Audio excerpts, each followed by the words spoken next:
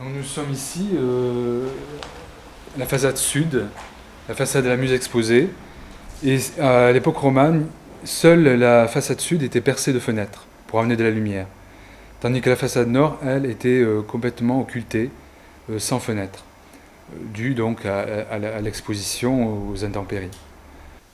Donc on peut voir le joyau donc, de cet édifice, c'est-à-dire son portail, qui a conservé miraculeusement, on peut dire, ces peintures romanes donc, qui sont datées donc, du milieu du XIIe siècle. Le tympan lui représente la Vierge en majesté, qui porte le Christ sur ses genoux, encadré par deux anges qui tiennent un encensoir, chacun un encensoir dans les mains, donc dans cette espèce de mandorle qui à la gloire donc, de la Vierge et de l'enfant Jésus.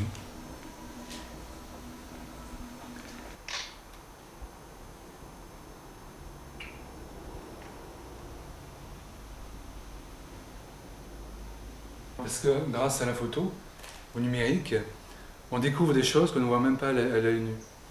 Ce tympan est enduit à la chaux avec une peinture à la fresque, donc qui à la fresque, c'est-à-dire qui a été peint sur un enduit frais, et en séchant, la peinture s'est calcifiée en même temps que l'enduit.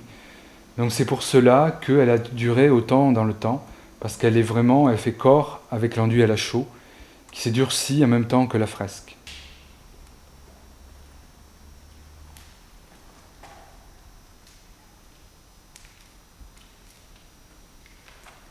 Bon, tout de suite, en pénétrant dans cet édifice, on peut remarquer son ampleur remarquable, la hauteur de la nef et de son abside voûtée en cul de four, sa petite travée droite de chœur, et ensuite ces travées de nef scandées par des arcs diaphragmes qui portent une charpente apparente à panne sur corbeau, ce qui est en fait une technique très courante à l'époque médiévale. Et on pouvait penser que l'époque romane était caractérisée par des voûtements, mais là, les spécialistes sont unanimes pour reconnaître que notre Sainte Marie de Riquet n'a jamais été en fait voûtée. C'était une hypothèse qu'avait émise l'archéologue Brutaes au début du XXe siècle, et démentie par Pierre Ponsic beaucoup plus tard. Donc cet édifice était devenu donc une grange fonctionnelle au XIXe siècle. Donc l'agriculteur avait créé un plancher à mi-hauteur et installé des cuves, ça plus tard. Donc tout ça a été donc, grâce à la volonté de Madame Bosse et surtout après le classement de l'édifice en 1983 en tant que monument historique, cette protection permet non seulement de protéger les abords du monument, c'est-à-dire tous les travaux qui peuvent se faire à l'extérieur du monument, c'est-à-dire dans son écrin, et ça permet également donc à l'État de financer les restaurations de l'édifice. C'est-à-dire à l'époque, le ministère de la Culture et de la Communication a pu attribuer pour ces tranches de travaux 50% du montant des travaux. C'est-à-dire que la couverture était vraiment en piteux état et il a été décidé donc la réfection, c'est-à-dire la mise hors d'eau de l'édifice, qui est nécessaire donc à la conservation de l'édifice, avec la réfection donc des pannes et le changement des corbeaux donc, qui étaient pourris, surtout la partie qui était donc inclue dans la maçonnerie. Donc ces corbeaux ont une caractéristique typiquement catalane, sont des corbeaux à tête de chat, c'est-à-dire qu'ils ont un profil géométrique stylisé d'une tête de chat.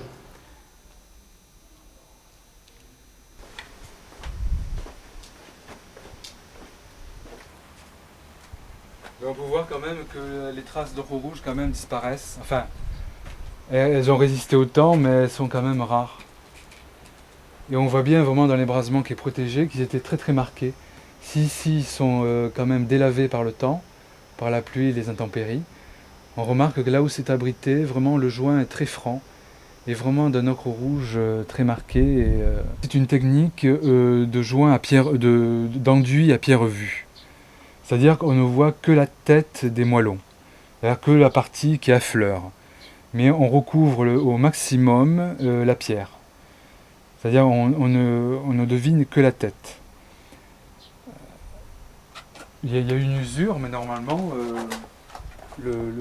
l'enduit, vraiment, il affleure. Hein. Il y a un petit creux, mais il affleurait, vraiment à fleur. Il n'y a que la tête du moellon qui apparaissait. Tout ça pour donner un aspect plus plan, une surface plane, qui permet donc à la fonction de l'enduit de rejeter l'eau du mur en cas de forte pluie. Nous, ces genres de témoins est très précieux pour nous pour servir de preuve pour pouvoir, si un jour on le restaure, parce qu'on a le droit de restaurer que si on a les preuves archéologiques d'un état antérieur. Si on n'a pas ces preuves, on n'y touche pas. Bon, dans ce cas-là, on le laisse dans son jus. C'est-à-dire qu'on ne veut pas y toucher pour garder vraiment l'authenticité de ce témoignage architectural.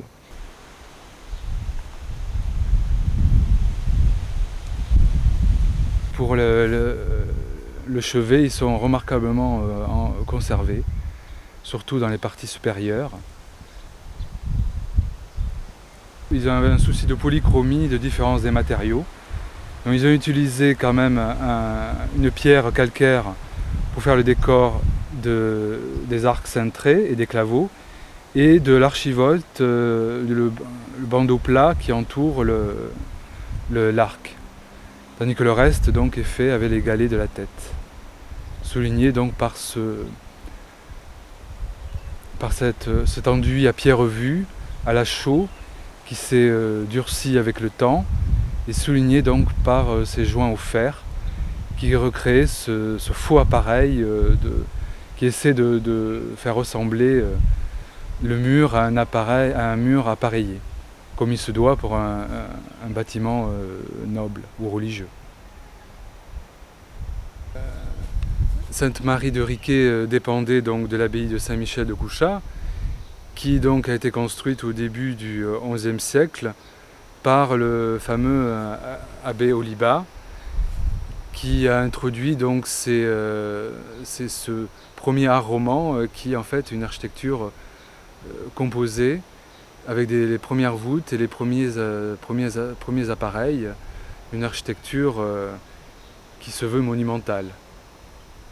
Donc là, nous sommes à Sainte-Marie, nous sommes à la fin du XIe siècle, c'est-à-dire qu'elle a été consacrée en 1073, mais la date de consacration ne veut pas dire non plus la date de fin du chantier.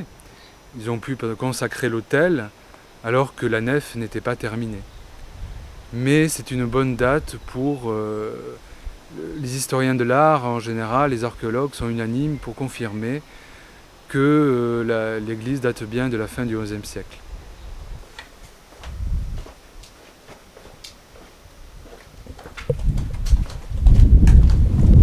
Alors ici nous sommes devant la façade occidentale, c'est-à-dire qu'à l'époque romane, c'est-à-dire au XIe siècle, c'était une façade aveugle qui à l'origine n'avait qu'une ouverture, certainement celle-ci en forme de meurtrière, qui est construite de pierre monolithe, qui est très étroite, qui était en fait le seul éclairage de la nef de ce côté-là. Puisque l'entrée principale, c'est-à-dire la seule entrée à l'époque, se situait sur la façade sud, avec le portail primitif. Donc aujourd'hui, on la voit qu'elle est percée de deux grandes baies, qui en fait sont largement postérieures au XIe siècle. Alors celle du rez-de-chaussée, qu'on pourrait penser d'origine, en fait est postérieure certainement de plus de 2 siècles. Elle doit certainement dater du XIIIe siècle, dit-on. Tandis que la large baie qui se trouve à l'étage, elle est carrément du XIXe siècle et répond à la nouvelle fonction de l'église Donc il est important de garder ces traces de la fonction de l'édifice à travers les âges. Il aurait été malvenu de vouloir retrouver la façade du XIe siècle. On aurait effacé l'histoire mouvementée de l'édifice, c'est-à-dire il est devenu une grange à l'époque, et bien il ne faut pas le cacher, il faut garder cette baie fonctionnelle qui montre la fonction de l'édifice au XIXe siècle. Il n'y a pas une continuité dans le temps, qu'il y a une rupture du culte, bon, qui est toujours aujourd'hui, mais qui est aujourd'hui donc l'Église a une autre fonction, c'est-à-dire une fonction plutôt culturelle, non pas cultuelle.